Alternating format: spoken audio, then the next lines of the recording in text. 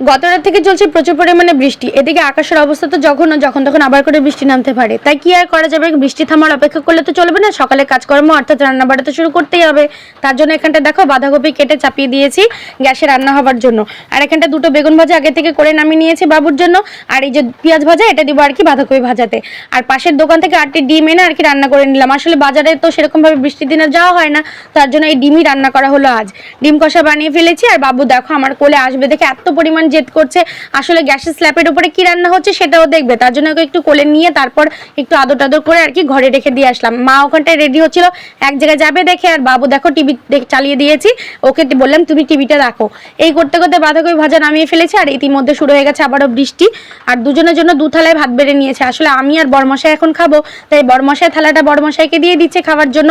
আর ভাবছি আমিও আর কি খেতে বসবো, তখনই দেখো বাবুর জেদ, এত পরিমাণ জেদ শুরু করে দিয়েছে। চলো ভিডিওটা লং করবো না, এখানে শেষ করছি।